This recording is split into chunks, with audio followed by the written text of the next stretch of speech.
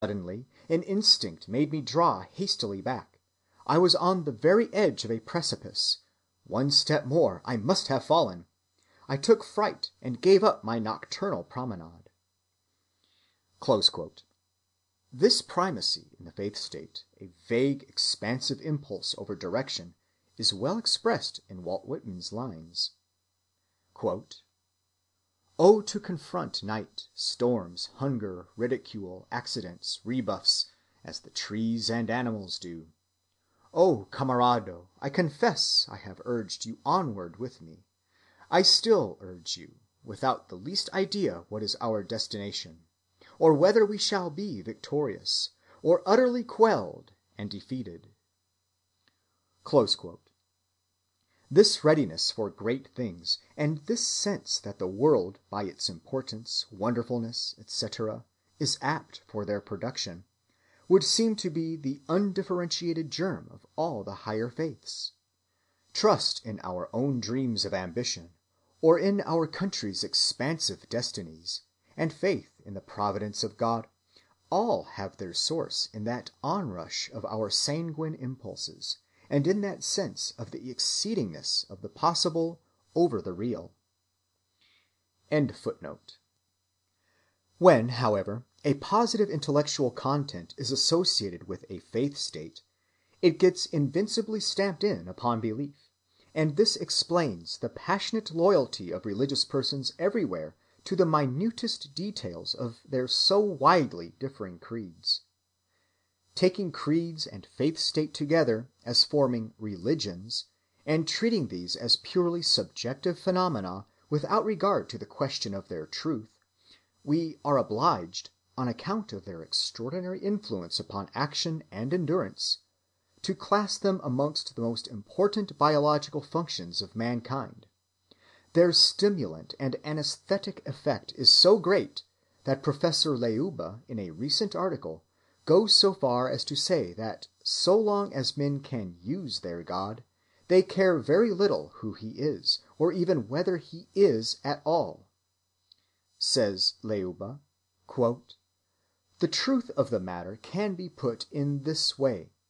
God is not known, he is not understood, he is used, sometimes as meat purveyor, sometimes as moral support, sometimes as friend, sometimes as an object of love.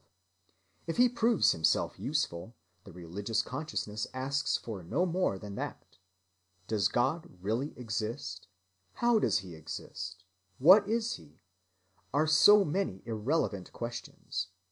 Not God, but life, more life, a larger, richer, more satisfying life is, in the last analysis, the end of religion. The love of life at any and every level of development is the religious impulse." Footnote. See also this writer's extraordinarily true criticism of the notion that religion primarily seeks to solve the intellectual mystery of the world. Compare what W. Bender says. "Not the question about God and not the inquiry into the origin and purpose of the world is religion, but the question about man. All religious views of life are anthropocentric. Religion is that activity of the human impulse towards self‐preservation, by means of which man seeks to carry his essential vital purposes through against the adverse pressure of the world, by raising himself freely towards the world's ordering and governing powers when the limits of his own strength are reached." The whole book is little more than a development of these words. At this purely subjective rating, therefore, religion must be considered vindicated in a certain way from the attacks of her critics. It would seem that she cannot be a mere anachronism and survival, but must exert a permanent function, whether she be with or without intellectual content, and whether, if she have any, it be true or false. We must next pass beyond the point of view of merely subjective utility and make inquiry into the intellectual content itself. First, is there, under all the discrepancies of the creeds, a common nucleus to which they bear their testimony unanimously? And second, ought we to consider the testimony true? I will take up the first question first, and answer it immediately in the affirmative. The warring gods and formulas of the various religions do indeed cancel each other, but there is a certain uniform deliverance in which religions all appear to meet. It consists of two parts: 1. An uneasiness, and 2. Its solution. 1. The uneasiness, reduced to its simplest terms, is a sense that there is something wrong about us as we naturally stand. 2. The solution is a sense that we are saved from the wrongness by making proper connection with the higher powers. In those more developed minds which alone we are studying, the wrongness takes a moral character, and the salvation takes a mystical tinge. I think we shall keep well within the limits of what is common to all such minds if we formulate the essence of their religious experience in terms like these. The individual, so far as he suffers from his wrongness and criticizes it, is to that extent consciously beyond it, and in at least possible touch with something higher, if anything higher exists. Along with the wrong part, there is thus a better part of him, even though it may be but a most helpless germ. With which part he should identify his real being is by no means obvious at this stage, but when stage 2, the stage of solution or salvation, arrives, the man identifies his real being with the germinal higher part of himself, and does so in the following way. He becomes conscious that this higher part is conterminous and continuous with a more of the same quality, which is operative in the universe outside of him, and which he can keep in working touch with, and in a fashion get on board of and save himself when all his lower being has gone to pieces in the wreck. Footnote.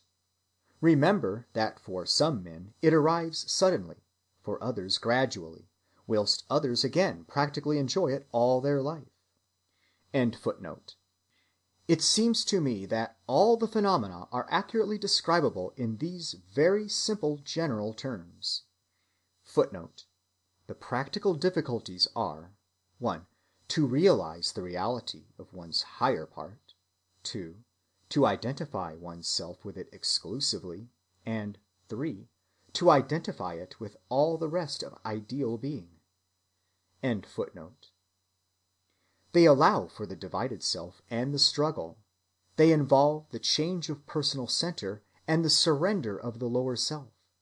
They express the appearance of exteriority by the helping power and yet account for our sense of union with it. Footnote. When mystical activity is at its height, we find consciousness possessed by the sense of a being at once excessive and identical with the self, great enough to be God, interior enough to be me. The objectivity of it ought in that case to be called excessivity rather, or exceedingness. End footnote. There is probably no autobiographic document among all those which I have quoted, to which the description will not well apply. One need only add such specific details as will adapt it to various theologies and various personal temperaments, and one will then have the various experiences reconstructed in their individual forms. So far, however, as this analysis goes, the experiences are only psychological phenomena. They possess, it is true, enormous biological worth.